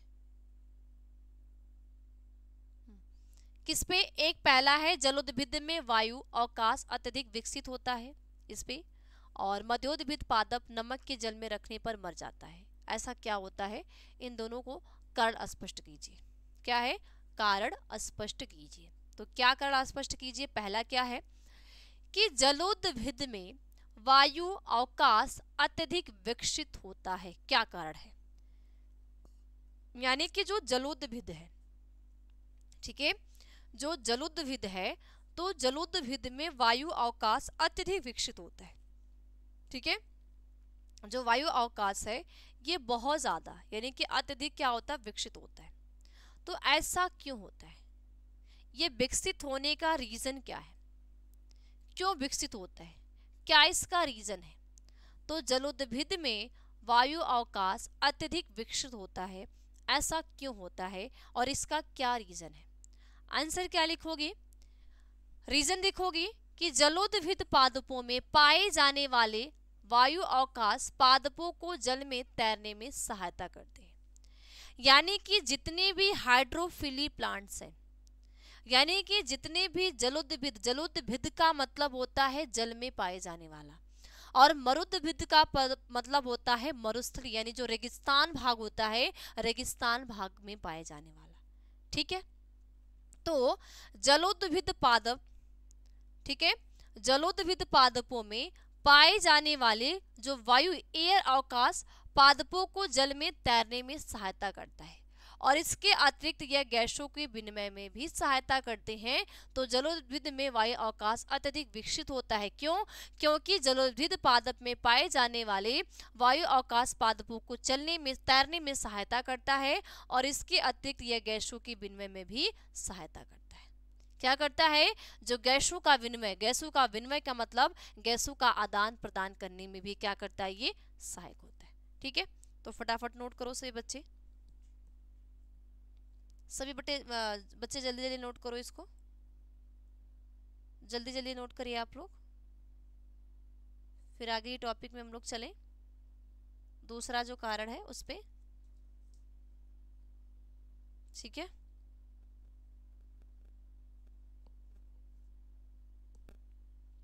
ठीक हो गया, नोट हो गया भाई? हाँ देखो, नोट करते हुए चलोगे तो मुझे लगता है कि ये सब ऐसे टॉपिक हैं जो कि अभी शायद आपने पढ़ी भी नहीं होगी। तो मेरे हिसाब से थोड़ी सी क्लास अगर लंबी हो जा रही है तो कोई बात नहीं, लेकिन क्लास में आप नोट करते हुए चलोगे, समझ भी लोगे, नोट भी कर लोगे, फिर बाद में आपको थोड़ा सा रिवीजन करने की जरूरत पड़ेगी। अब क्या करोगे, अभी आप समझ लोगे लेकिन लिख नहीं पाओगे, तो फिर बाद में लिखने बैठोगे तो उसमें भी आपका समय जाएगा, क्योंकि अब तो समय बहुत कम है। तो अब हमें अपने समय को बचा बचा के कार्य को करने हैं ना, बचा बचा के, छुपा छुपा के, तो अपने कार्य को हमें क्या करने हैं, बचा बचा करने हैं, ताकि कोई प्रॉब्लम ना हो। ठीक है, चलो दूसरा क्या है कि मध्योद्भिद पादप नमक के जल में रखने पर मर जाता है। अगर हम किसी मध्योद्भिद पादप को, कोई भी मध्योद्भिद पादप है, और अगर इसको हम नमक के जल में, नमक के जल यानी कि हम कह सकते हैं नमकीन जल, जो नमक के जो खारा जल होता है, जो नमक जैसा लगता है, तो मध्योद्भिद पादप नमक के जल में रखने पर मर जाता है। ये क्या रीजन होता है कि मर जाता है? कुछ तो ऐसा रीजन होता होगा, कुछ तो ऐसा कारण होता होगा जिसकी वजह से मर जाता है। तो क्या रीजन होता है? देखो, मध्योद्भिद या समाद्भिद पादप, मध्योद्भिद को हम एक समाद्भिद पादप कहते हैं, ऐसे स्थानों पे पाए जाते हैं जहां पर जल की उचित मात्रा उपलब्ध होती है। यानी कि मध्योद्भिद या जो समाद्भिद पादप ऐसे स्थान पे पाए जाते हैं, ठीक है, ये ऐसे स्थान पर पाए जाते हैं जहां पे जल की उचित मात्रा हो। जो मरुस्थली पादप होते हैं वहां पे क्या होती है, जल की हानि होती है। जो मरुस्थली पादप होते हैं, जो रेगिस्तान, भाई जो रेगिस्तान वाला जगह है वहां पे आपको क्या मिलेगा, पादप की पानी कमी। जैसे राजस्थान वाला एरिया, राजस्थान वाले एरिया में आप देखते हो कि बहुत ज्यादा जल की कमी है कि नहीं है? तो मध्यभिद या समाद्भिद पादप ऐसे स्थान पे पाए जाते हैं जहां पर जल की उचित मात्रा उपलब्ध होती है, यानी कि जहां पे वाटर की उचित मात्रा, यानी कि अच्छी खासी मात्राएं क्या होती, उपस्थित होती, उपयुक्त होती है। तो नमक के जल में रखने पर या अत्यधिक उर्वरक का प्रयोग करने पर जीव द्रव्य कुंचन के कारण पादपों से जल बाहर निकल जाता है और कुछ समय पश्चात पादप मर जाते हैं। रीजन क्या है कि देखो, एक तो पहले से ही माना बात एक ऐसा स्थान है, एक ऐसा स्थान है जिसपे क्या है, यहाँ पे समुद्रभिद पादप है। ठीक है, क्या है, यहाँ पे समुद्रभिद पादप है, और इस पादप में जिस स्थान पे पादप है यहाँ पे जल की उपयुक्त मात्रा, जल की उपयुक्त मात्रा का मतलब क्या होगा कि जितना इसको जल चाहिए, जितना इस पौधे को जल चाहिए उतना इस यहाँ पे जल है। अब इसको हम क्या करेंगे, नमक के जल में रखने की माना बात क्या करें, यहाँ पे एक एरिया है और यहाँ पे जो जल है ये एरिया जो है, ठीक है, और यहाँ का ये जो वाटर है, ठीक है, यहाँ पे जो ये वाटर है ये नमक का जल है। अब इस नमक वाले जल में हम क्या कर दें, इस पौधे को रख दें, ठीक है, नमक वाले जल में रख दें, या इस पे क्या उर्वरक का उपयोग करें, यानी उर्वरक जो खाद होते हैं उन खादों का हम क्या करें, यूज करें, यानी कि उपयोग करें। ठीक है, अब हम क्या करेंगे, जब उर्वरक का यूज करेंगे, खाद का उपयोग करेंगे तो क्या होगा, करने पर जीव द्रव्य कुंचन के कारण, यानी कि देखो प्लांट में क्या होता है, जीव द्रव्य कुंचन होता है। जो पेड़ पौधे होते हैं वो क्या करते हैं, जीव द्रव्य कुंचन की क्रिया करते हैं। तो ये जीव द्रव्य कुंचन के कारण पादपों से जल बाहर निकल जाता है। ठीक है, जीव द्रव्य कुंचन जब होगा, जब इस पौधे में क्या होगा, जीव द्रव्य कुंचन की क्रिया होगी, तो जब क्रिया होगी तो इस जीव द्रव्य कुंचन के कारण इस पादप से जो जल होंगे, है ना, इसके कहाँ से, इस पादप के अंदर जो जल होंगे ये जल कहाँ चले जाएंगे, ये बाहर निकल जाएंगे। ठीक है, क्या होंगे, बाहर निकल जाएंगे। जब बाहर निकल जाएंगे तो कुछ समय पश्चात पादप क्या हो जाएंगे, मर जाएंगे, यानी कि भाई जल की हानि। ठीक है, क्या हो जाएगी, जल की हानि। तो जल की हानि से अगर मान लो आप प्लांट को लगाते हो, आप प्लांट को लगाओ, उस प्लांट को जल ना दो, वाटर ना दो, तो क्या हो, प्लांट जीवित रह पाएगा, नष्ट हो जाएगा, मर जाएगा। तो ठीक इसी तरीके से होता है, तो ये कारण होता है। ठीक है, तो कारण क्या है कि अगर इसको हम पहले से ही इसके पास उपयुक्त माध्यम जल है और अगर इसको नमक जल में या अत्यधिक उर्वरक का प्रयोग कर देते हैं तो इनमें जीव द्रव्य कुंचन होने लगता है, और जीव द्रव्य कुंचन होने से पादप जल से बाहर निकल जाता है और कुछ समय बाद पादप क्या हो जाते हैं, मर जाते हैं। ठीक है, क्लियर, ओके, चलो फटाफट नोट करो, इसको भी जल्दी जल्दी नोट करो, सभी लोग फटाफट जल्दी जल्दी नोट करो, इसको भी छोड़ना एक भी टॉपिक नहीं है।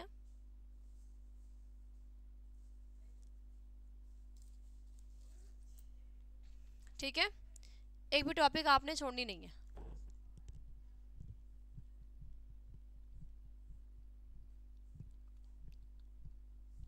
और लिंक को शेयर करते रहना है। ओके, चलो अब है जलोदविद तथा मरुदविद पादपों में उदाहरण सहित अंतर कीजिए। आपके एग्जाम में पूछे जाने वाला ये भी क्वेश्चन है कि जलोदविद तथा मरुदविद पादपों में उदाहरण सहित अंतर कीजिए, यानी कि जलोदविद पौधा कैसा होता है और मरुदविद पौधा कैसा होता है, और इसमें आपने क्या करने हैं, अंतर स्पष्ट करने हैं। ठीक है,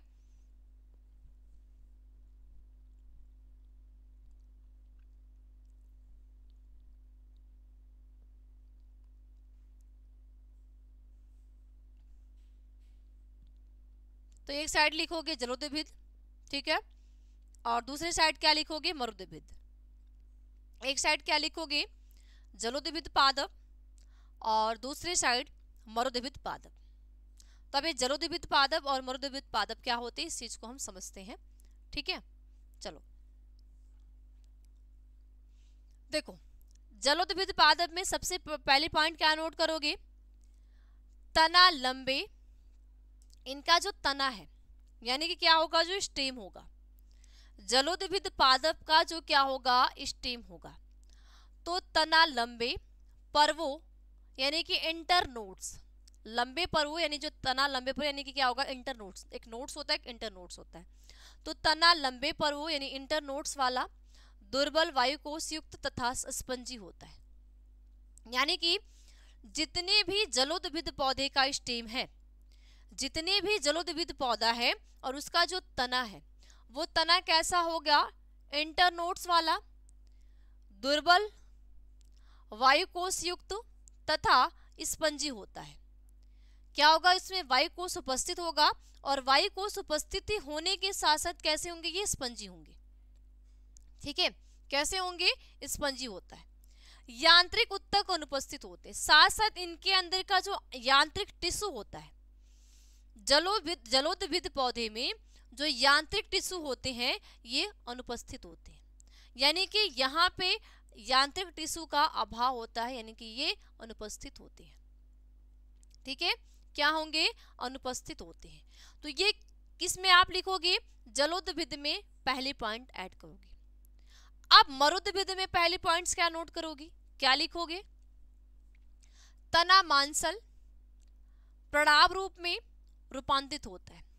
अब इनका जो तना है, ये जो तना होता है, तना कैसा होता है? मांसल होता है, और मांसल होने के साथ साथ प्रणाब रूप में रूपांतरित होता है। यानी इनका तना कैसा होगा? मांसल होगा, और मांसल है, मांसल के साथ साथ ये प्रणाब रूप में रूपांतरित होता है और यांत्रिक उत्तक विकसित होते हैं। साथ साथ इनमें जो यांत्रिक टिश्यू है, जो यांत्रिक उत्तक है, ये यांत्रिक उत्तक भी क्या होते हैं? इनमें विकसित होते हैं। ठीक है, क्या होंगे? जो यांत्रिक उत्तक होते हैं वो इनमें विकसित होते हैं। तो जलोदविद पौधे का जो तना होगा वो क्या होगा? इंटरनोड्स वाला होगा, दुर्बल होगा, वायुकोश युक्त होगा, स्पंजी होगा, लेकिन यांत्रिक उत्तक का अभाव होगा। और वही मरुदभिद पौधे का जो तना होगा मांसल होगा, प्रणाप रूप से होगा, रूपांतरित भी होगा, और यांत्रिक उत्तक इनमें विकसित भी होंगे। तो ये आप पहली पॉइंट ऐड करोगे। ठीक है, कौन सी पॉइंट लिखोगे? ये आपकी फर्स्ट पॉइंट होगी। ठीक, अगला दूसरा पॉइंट, पत्तियां कटी फटी। पत्तियां कैसी होंगी? कटी फटी, पतली होंगी, फीते के आकार की। यानी जैसे फीता होता है भाई, फीता हमारा क्या होता है? बहुत ज्यादा चौड़ा तो नहीं होता, यानी कि नॉर्मल चौड़ाई में होती है और लंबा होता है। ठीक है, तो इनकी जो पत्तियां होगी, यानी जितने भी जलोदविद पौधे हैं जो जल में पाए जाने वाले प्लांट्स हैं, तो पत्तियां कटी फटी होंगी। जो इनकी पत्तियां क्या होंगी? कटी फटी होंगी, पतली होंगी और फीते के आकार की, तथा रंध्र विहीन होती है। यानी इनमें जितने भी जलोदविद पौधे होंगे उस पौधे में स्टोमेटा, जो हम कहते हैं रंध्र, तो ये स्टोमेटा विहीन होती है, यानी कि इनमें रंध्र का क्या होता है? अभाव होता है। क्या होगा इनमें? इनमें जो स्टोमेटा होगा, जो रंध्र होगा, उस रंध्र का अभाव होता है। तो स्टोमेटा या रंध्र का अभाव किसमें होगा? इस जलोदविद में। ठीक है, तैरने वाली पत्तियों में रंध्र पाए जाते हैं, लेकिन इनमें जो तैरने वाली लीफ होंगी, देखो कुछ ऐसे पौधे होते हैं जो प्लांट्स में हैं, जो जल में पाए जा रहे हैं, तो ऐसा तो नहीं कि उसकी लीफ वाटर में नहीं घुलेगी या उसकी लीफ जो होगी वाटर में नहीं होगी। तो जो तैरने वाली लीफ होती है, ठीक है, जो तैरने वाली लीफ होती है, उस लीफ में क्या होता है कि उस लीफ में, ठीक है, तैरने वाली जो पत्तियां होती हैं उसमें रंध्र पाए जाते हैं। तो जो तैरेंगी उसमें स्टोमेटा प्रेजेंट होगा। इसमें क्या है? पत्तियां कांटों में रूपांतरित या शुष्क तथा मोटी होती हैं और रंध्र धसे हुए होते हैं। मरुदभिद में क्या होगा? जो लीफ होगी वो कांटों में रूपांतरित या शुष्क तथा मोटी हो जाती है और रंध्र धसे हुए होते हैं। यानी कि मरुदभिद पौधे में रंध्र उपस्थित है, रंध्र प्रेजेंट है, रंध्र प्रेजेंट के साथ साथ ये पत्तियां कांटों में रूपांतरित हो जाते हैं, जैसे कैक्टस हो जाता है। नागफनी जानते हो ना, नागफनी? तो नागफनी में जो आप देखते हो जो लीफ होती है उसके कांटे में चेंज हो जाती है। तो उनमें कांटों में क्यों चेंज हो जाती है? क्योंकि पौधों में वाष्पोत्सर्जन की क्रिया होती है। ठीक है, जो पेड़ पौधे होते हैं वो क्या करते हैं? वाष्पोत्सर्जन की क्रिया, और वाष्पोत्सर्जन की क्रिया के द्वारा क्या होती है? जल की हानि। ठीक, वाष्पोत्सर्जन की क्रिया के द्वारा जल की हानि होती है। जब जल की हानि होगी तो क्या होगा? प्लांट की ग्रोथ होगी? नहीं होगी, क्योंकि ऐसा मरुदभिद स्थान है जहां पे पहले से ही जल की हानि है और जो थोड़ा बहुत प्लांट में जल है वो भी चला जाए तो क्या विकास हो पाएगा? पॉसिबल है? नहीं होगा। तो जितने भी मरुदभिद पत्तियां होती वो कांटों में रूपांतरित या शुष्क या मोटी होती है, लेकिन इनमें जो रंध्र होंगे, जो स्टोमेटा होता है वो धसे हुए होते हैं। तो धसे होने की वजह से वाष्पोत्सर्जन क्या होगा? बहुत नॉर्मल होगा, यानी कि कम होता है। ठीक है, अगला तीसरा पॉइंट, उपचर्म नहीं पाई जाती है। अब जितने भी जलोदभिद पौधे हैं, जितने भी जलोदभिद पौधे होते हैं उनमें उपचर्म का अभाव होता है। ठीक है, जितने भी जलोदभिद पौधे होते हैं उस जलोदभिद पौधे में क्या होगा? जो उपचर्म होता है ना, क्यूटिकल जिसको कहते हैं, तो ये जो क्यूटिकल होता है उसका अभाव होता है। लेकिन जितने भी मरुद्भिद पौधे होते हैं उनमें क्यूटिपल पाई जाती है, यानी कि उपचर्म सभी भागों में पाई जाती है। ये जितने भी मरुद्भिद पौधे का जो प्लांट है, उस प्लांट का जितना भी भाग है, सभी भागों में उपचर्म को हम कहते हैं क्यूटिकल। क्या? क्यूटिकल।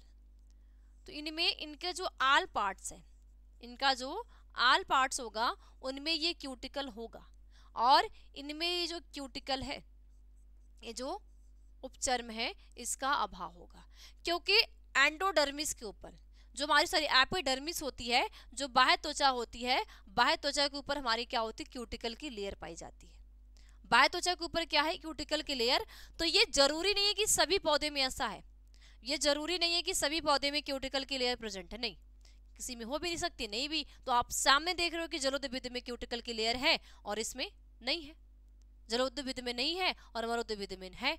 यानी कि हम ये कह सकते हैं कि जो जलोदविद की सबसे जो आउटर लेयर होगी क्या होगी? उसका एपिडर्मिस ही होगा, यानी जो बाह्य त्वचा ही होगा। बाकी उसको कवर करने के लिए या सुरक्षित करने के लिए कोई भी ऐसा क्यूटिकल या उपचर्म नहीं होता, लेकिन मरुद्भिद में ऐसा है।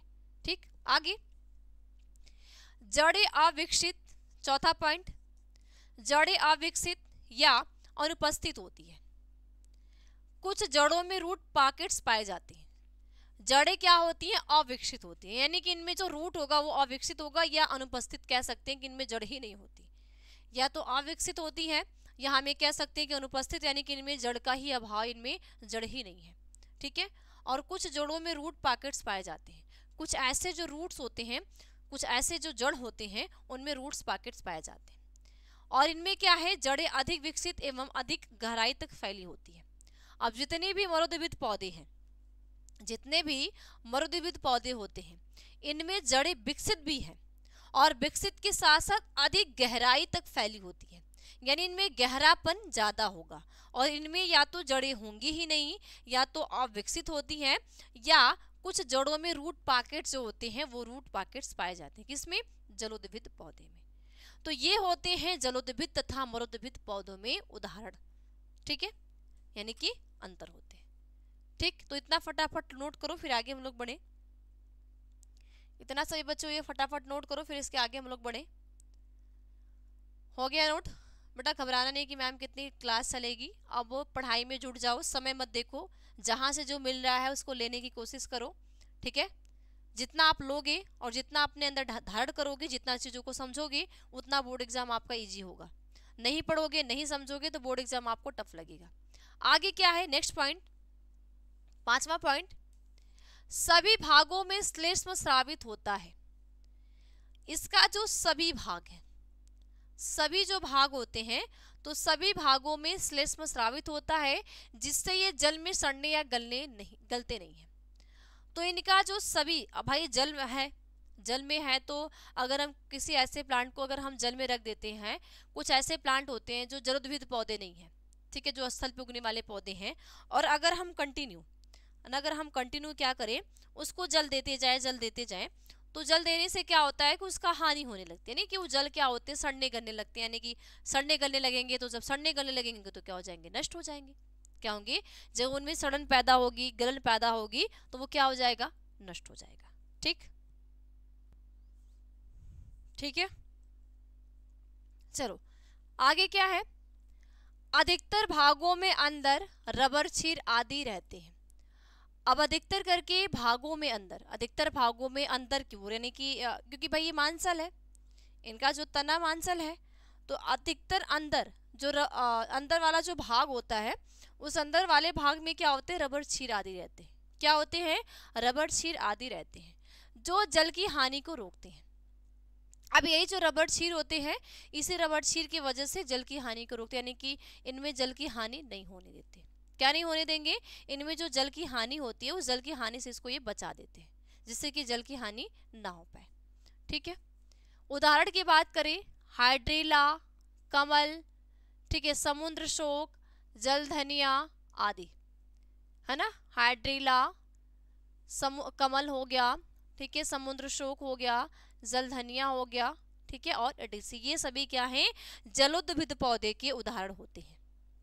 ये सभी पौधे क्या हैं, जो जलोद्भिद पौधे के उदाहरण होते हैं।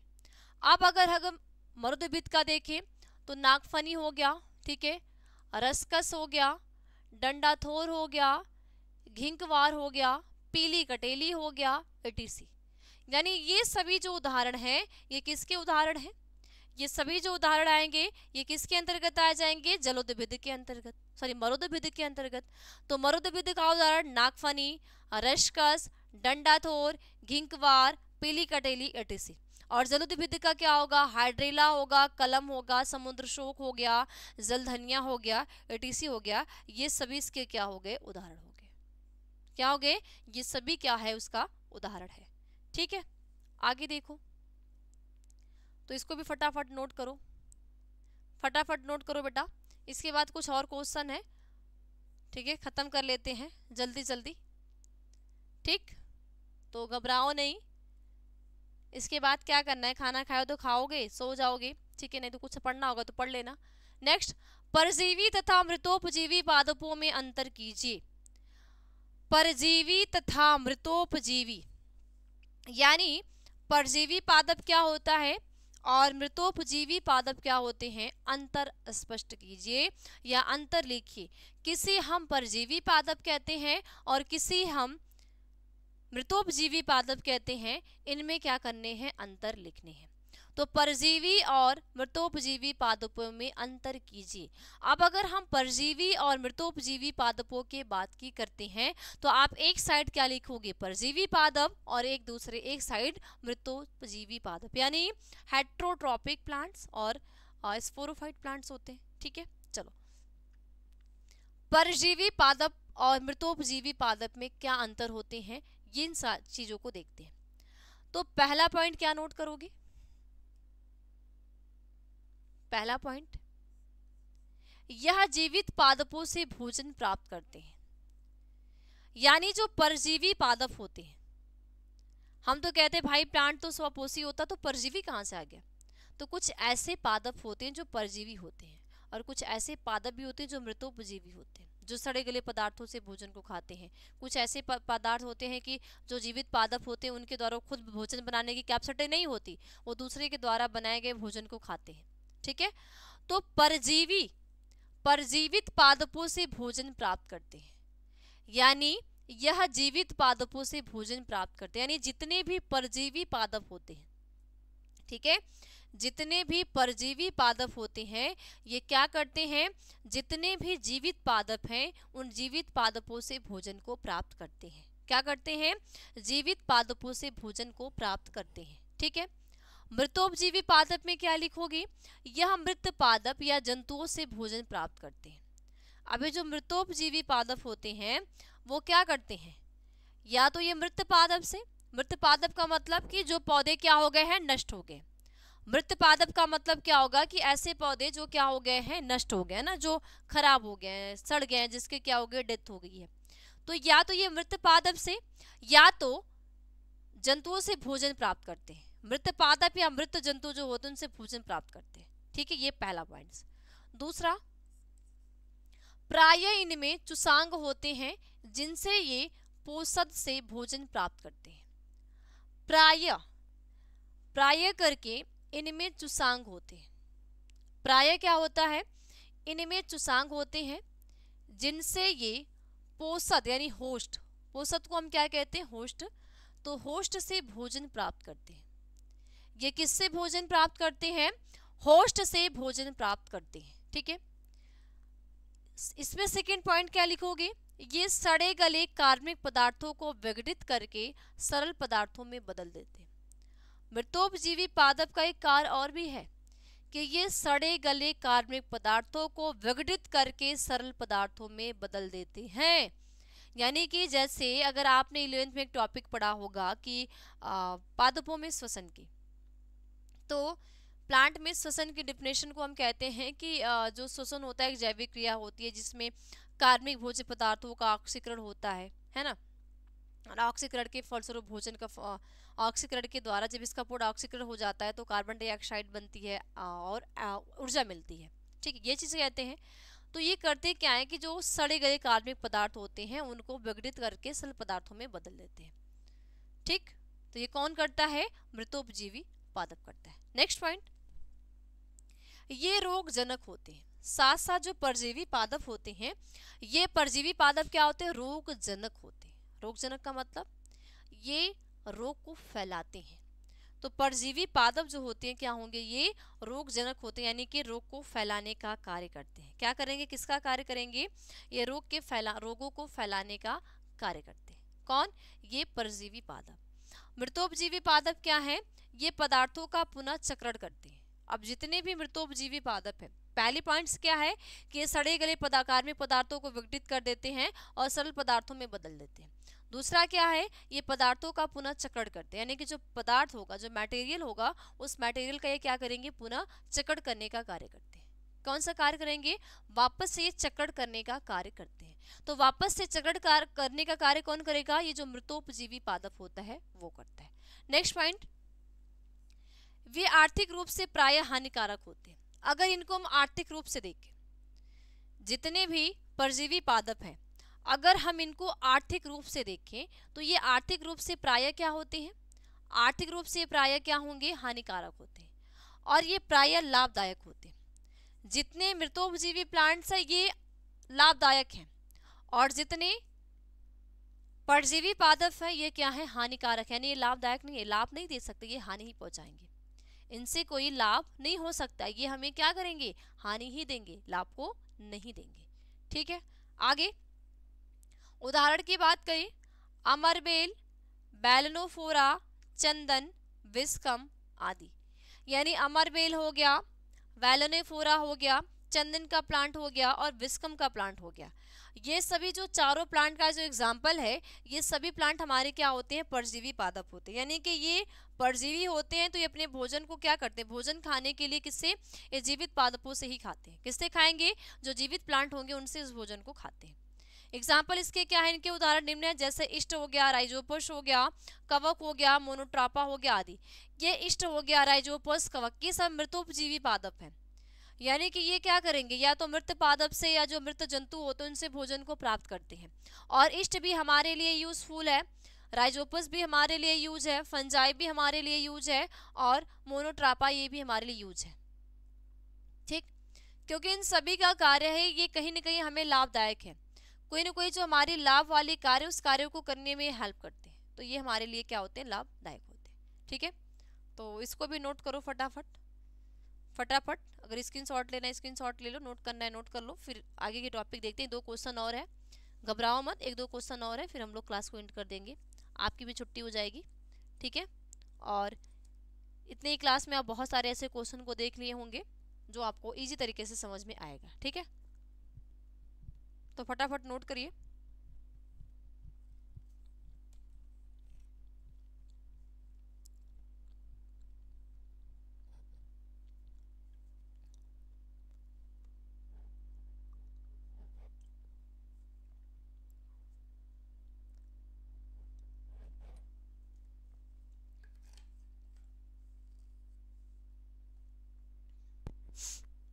ठीक है, हो गया।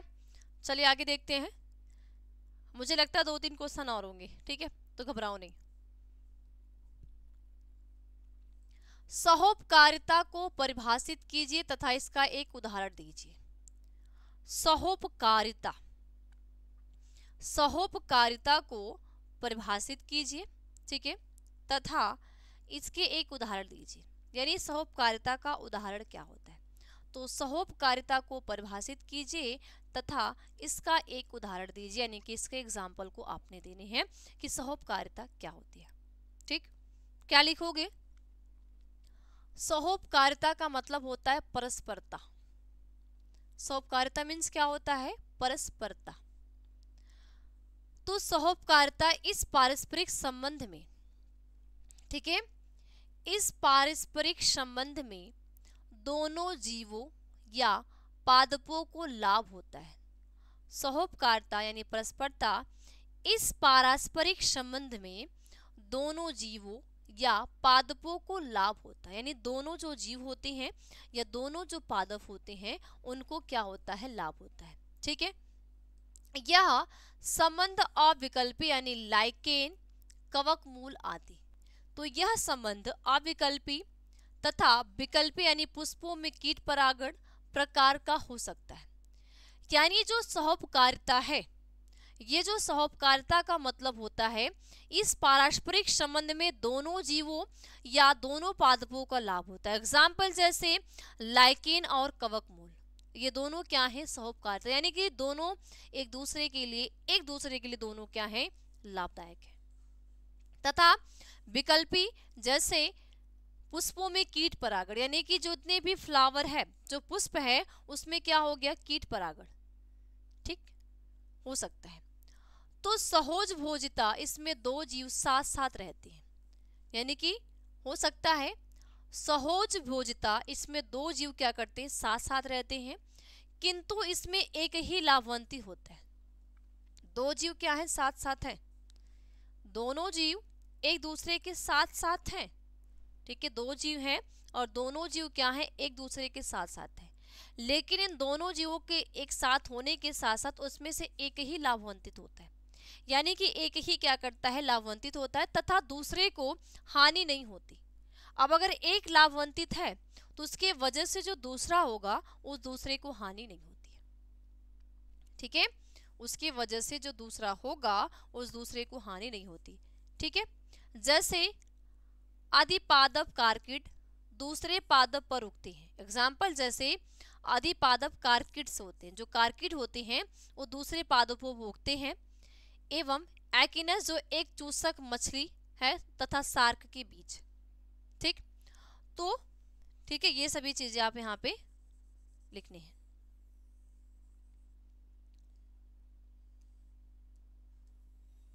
ठीक है। तो ये आप इसमें ये मेंशन कर दोगे कि सहोपकारिता को परिभाषित कीजिए और इसका उदाहरण दीजिए।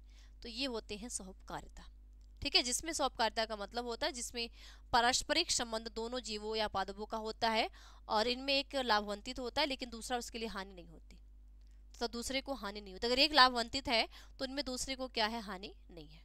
अगला, मैनग्रोव वनस्पतियां कहाँ पाई जाती हैं और इनकी विशेषताओं का वर्णन कीजिए।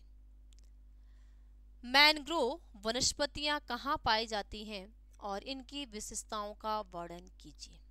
अब ये जो मैनग्रोव वनस्पतियां हैं ये कहाँ पाई जाती हैं और इनकी जो विशेषताएं हैं, इन विशेषताओं को क्या करने हैं, वर्णन करने हैं, ठीक है। तो आंसर में क्या लिखोगे, मैनग्रोव वनस्पतियां, ठीक है, जो मैनग्रोव वनस्पतियां हैं, तो मैनग्रोव वनस्पतियां या पादप लवणोद्भिद समुद्र के किनारे दलदली स्थानों पर या लवणों के अधिक्य वाले स्थानों पर पाए जाते हैं, जैसे सुंदरबन यानी बंगाल, ठीक है, जैसे सुंदरबन यानी बंगाल, ठीक है, ठीक है। तो मैनग्रोव वनस्पतियां या जिसको हम कहते हैं पादप यानी लवणोद्भिद समुद्र के किनारे दलदली स्थानों यानी वेटलैंड, ठीक है, पर या लवणों के अधिक्य वाले स्थानों पर पाए जाते हैं, जैसे सुंदरवन यानी जो बंगाल होता है। तो इसी को हम कहते हैं मैनग्रोव वनस्पतियां कहाँ पाई जाती हैं और इनकी विशेषताओं का वर्णन, ठीक। तो ये आप इसमें आंसर ऐड करोगे। अगला क्वेश्चन, जातियों में प्रतियोगिता का प्रभाव पर टिप्पणी लिखिए। जातियों में प्रतियोगिता का प्रभाव पर टिप्पणी लिखिए। देखो, स्पर्धा या हम इसको प्रतियोगिता को हम स्पर्धा भी कहते हैं, पूछा जाता है, या तो पूछा क्या जाएगा, जातियों में प्रतियोगिता का प्रभाव पर टिप्पणी लिखिए, या जो जातियों में स्पर्धा होता है या स्पर्धा पर टिप्पणी लिखिए। किसी प्रकार से आपसे घुमा फिरा के पूछे तो आपको आंसर एक ही देने हैं, ठीक है, आपको आंसर एक ही देने हैं। तो जातियों में प्रतियोगिता का प्रभाव पर टिप्पणी लिखिए, यानी कि स्पर्धा जिसको कहते हैं। तो स्पर्धा या प्रतियोगिता एक प्रकार की ऋणात्मक अंतःक्रिया है। स्पर्धा या प्रतियोगिता, स्पर्धा या प्रतियोगिता एक प्रकार की ऋणात्मक अंतः यानी कि नेगेटिव इंटरैक्शन, ठीक है, अंतःक्रिया यानी कि ऋणात्मक अंतःक्रिया यानी नेगेटिव इंटरैक्शन है, जो एक ही प्रकार के संसाधनों को उपयोग करने वाले दो या अधिक जीवों के मध्य होती है। अब ये क्या है, जो एक ही प्रकार के, जो क्या है, एक ही प्रकार के संसाधनों का, एक ही प्रकार के संसाधनों का उपयोग करने वाले दो या दो से अधिक जीवों के मध्य होती है। यानी एक ही प्रकार के संसाधन को यूज करना है और एक ही प्रकार के संसाधन के यूज करने वाले जीवों की क्या होती है, ये मध्य में होती है। किसके मध्य में होगी, जो जीव होगा, जो ऑर्गेनिज्म होगा, उसके मध्य में होती है। इस प्रकार की प्रतियोगिता स्थान, भोजन, ऊर्जा, ठीक है, भोजन, ऊर्जा, प्रकाश, खनिज व जल आदि संसाधनों के लिए हो सकती है। अब ये जो स्पर्धा है यानी जातियों में प्रतियोगिता, ये जो प्रतियोगिता होती है किसके लिए हो सकती है, वापस से सुनना, स्पर्धा या प्रतियोगिता एक ही प्रकार की ऋणात्मक अंतःक्रिया यानी नेगेटिव इंटरेक्शन है, जो एक ही प्रकार के संसाधनों को उपयोग करने वाले दो या दो से अधिक जीवों के मध्य होती है। यानी एक ही प्रकार का संसाधन है, ध्यान देना, एक ही प्रकार का संसाधन है और उस एक ही प्रकार के संसाधन को यूज करने वाले दो या दो से अधिक जीवों के मध्य में हो सकती है। दो भी हो सकती है या दो से अधिक जीव हो सकते हैं, तो दो या दो से अधिक जीवों के मध्य में ये इंटरेक्शन यानी नेगेटिव इंटरेक्शन हो सकती है। तो इस प्रकार की प्रतियोगिता स्थान के लिए, भोजन के लिए, ऊर्जा, प्रकाश के लिए, खनिज के लिए, जल आदि संसाधनों के लिए हो सकती है। ये जो प्रतियोगिता होगी, जो स्पर्धा होगी, किसके लिए होगी, स्थान के लिए होगी, भोजन के लिए होगी, ऊर्जा, प्रकाश के लिए होगी, खनिज के लिए होगी, साथ साथ किसके लिए, जल के लिए होगी। ठीक है, प्रतियोगिता या स्पर्धा समुदाय की संरचनात्मक जातियों की विभिन्नता को प्रभावित करती है। अब ये जो स्पर्धा है या जो प्रतियोगिता है, ये समुदाय की, कोई भी समुदाय है, कोई भी समुदाय की संरचना, उस समुदाय की संरचना का तथा जातियों की विभिन्नता को प्रभावित करती है। अगर कहीं भी प्रतियोगिता है तो ये स्पर्धा क्या करेगी, किसी भी समुदाय की संरचना को, किसी समुदाय की संरचना, कोई समुदाय है और उस समुदाय की क्या स्ट्रक्चर को यानी कि संरचना को, ठीक है, तथा जातियों की विभिन्नता को प्रभावित करती है। साथ साथ जो जाति की क्या है, विभिन्नता है, जाति की क्या है, जो विभिन्नता है, उस विभिन्नता को प्रभावित करती है और इसमें कमजोर प्रतियोगिता को समाप्त होने की संभावना अधिक रहती है। और इसमें क्या होती है कि जो कमजोर प्रतियोगिता की, जो यहाँ पे कमजोर प्रतियोगिता होती है, प्रतियोगी होती है, यानी कि जो कमजोर स्पर्धा होती है, उसके समाप्त होने की पूरी संभावनाएं होती है। ठीक है, द एंड होने की क्या हो जाएगी, पूरी संभावनाएं हो जाएंगी इस स्पर्धा की वजह से कि एक ही संसाधन है और उस संसाधन के दो या दो से अधिक जीव क्या है, उस पे लड़ रहे हैं। भोजन भी हो सकता है, स्थान भी हो सकता है, ऊर्जा, प्रकाश भी हो सकता है, एग्जाम्पल जल भी हो सकता है, खनिज भी हो सकता है। ठीक है, ओके, आगे। अब ये जो स्पर्धा होती है, आपसे पूछा भी जा सकता है कि टाइप्स ऑफ स्पर्धा, यानी कि ये जो स्पर्धा होती है कितने प्रकार की होती है। ठीक है, ये जो स्पर्धा होती है ये कितने प्रकार की होती है। स्पर्धा, टाइप्स ऑफ स्पर्धा की बात करें तो देखो, यह दो प्रकार की होती है।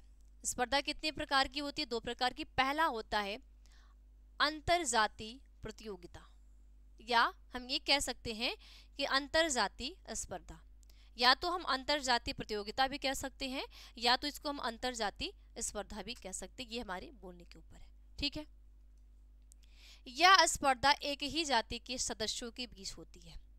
यानी जो ये अंतरजातीय स्पर्धा है या अंतरजातीय प्रतियोगिता है, तो यह स्पर्धा एक ही जाति के सदस्यों के बीच होती है। एक ही जाति है और उसी जाति के सदस्यों के बीच होती है। ठीक है, और यह प्रतियोगिता अंतरजातीय स्पर्धा से अधिक गंभीर व तीव्र होती है।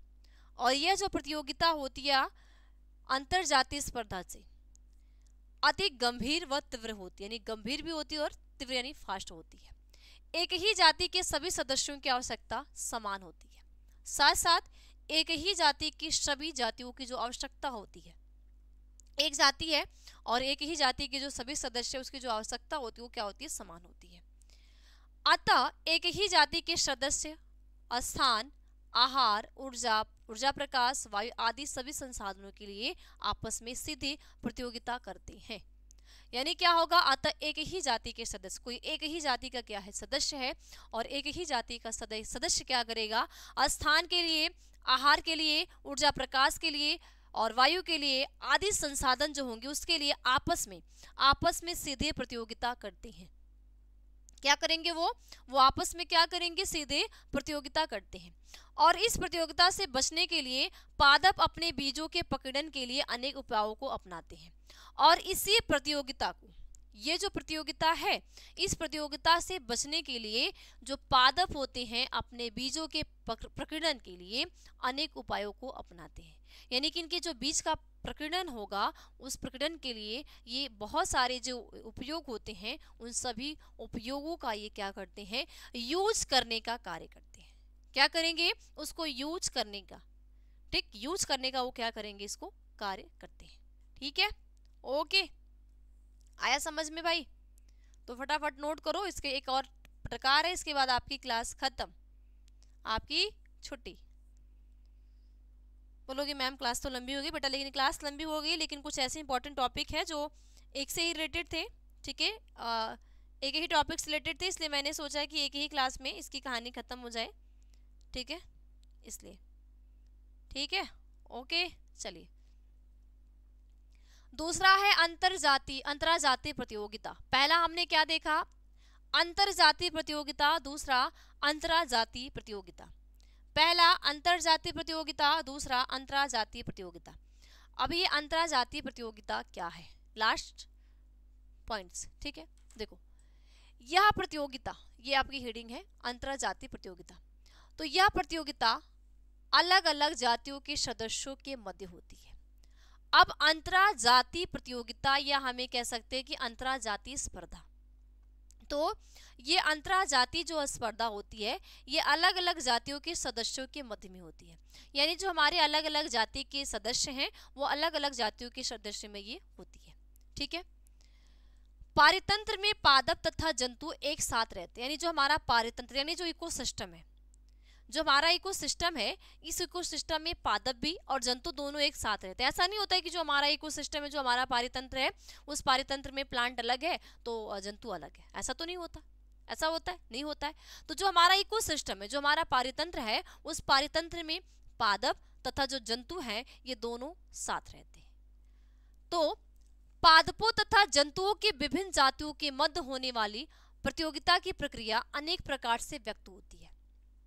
तो क्या होगा, पादपों तथा जंतुओं के विभिन्न जातियों के, यानी जितने भी, अब ऐसा नहीं कि जो हमारा इकोसिस्टम है तो उसमें एक ही जाति का प्लांट है या उसमें एक ही जाति का एनिमल्स है या जंतु है। ठीक है, तो पादप तथा जंतुओं के विभिन्न जातियों के मध्य होने वाली प्रतियोगिता की प्रक्रिया अनेक प्रकार से व्यक्त होती है। यानी जो पादप है तथा जंतु के विभिन्न जातियों के मध्य होने वाली जो प्रतियोगिता है इसकी प्रक्रिया अनेक प्रकार से क्या होती है, व्यक्त होती है। जैसे पादपों के समुदाय में विभिन्न जातियां के आवास, आहार, जल, प्रकाश, पोषक तत्व आदि की प्रतियोगिता समान रूप से पाई जाती है। ठीक है, इन सभी आदि की जो प्रतियोगिताएं होती हैं ये क्या होती है, सामान्य रूप से पाई जाती है। परंतु जंतुओं के बीच परभक्षी, ठीक है, परभक्षी यानी भक्ष्य संबंध स्पष्ट रूप से देखा जा सकता है। परंतु क्या होगा कि परंतु जंतुओं के बीच परभक्षी भक्ष्य संबंध स्पष्ट रूप से देखा जा सकता है। इसमें विभिन्न परभक्षी जंतु अपने भक्ष्य के लिए प्रतियोगिता करते हैं। इनमें जो विभिन्न परभक्षी पौधे होते हैं वो अपने भक्ष्य के लिए क्या करते हैं, प्रतियोगिता करते हैं। यानी कि वो क्या करते हैं, स्पर्धा करने का कार्य करते हैं। क्या करते हैं, वो स्पर्धा करने का कार्य करते हैं। ठीक है, उदाहरण पार्थेनियम, यानी जिसको हम कहते हैं कांग्रेस घास। पार्थेनियम, पार्थेनियम जानते हो ना भाई, पार्थेनियम यानी कि जो हम गांव घर की भाषा में ना आपको पार्थेनियम हर जगह मिलता है, जिसको हम चिरैता कहते हैं, जिसका चूर्ण किसके लिए यूज होता है, बुखार के लिए यूज किया जाता है, जो कड़वा होता है भाई। तो पार्थेनियम जिसको हम कांग्रेस घास कहते हैं, इन पादपों के द्वारा रसायनों यानी कि फिनोलिक यौगिक, कौन सा, फिनोलिक यौगिक का श्रावण होता है। एग्जाम्पल जैसे पार्थेनियम यानी कि कांग्रेस घास, तो इन पादपों के द्वारा रसायनों यानी रसायनों में क्या, फिनोलिक यौगिक का श्रावण होता है, जिससे इसके आसपास दूसरे पादप के बीजों का अंकुरण रुक जाता है। अब इसकी वजह से क्या होता है कि इसके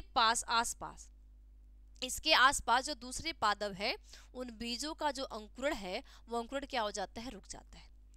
तो इसी प्रकार क्लोरेला ब्लूगैरिस। इसी प्रकार जो क्लोरेला ब्लूगैरिस है नामक शैवाल क्लोरेलिन नामक रसायन का स्रावण करता है जो अन्य शैवालों कोको आदि की वृद्धि को रोकता है।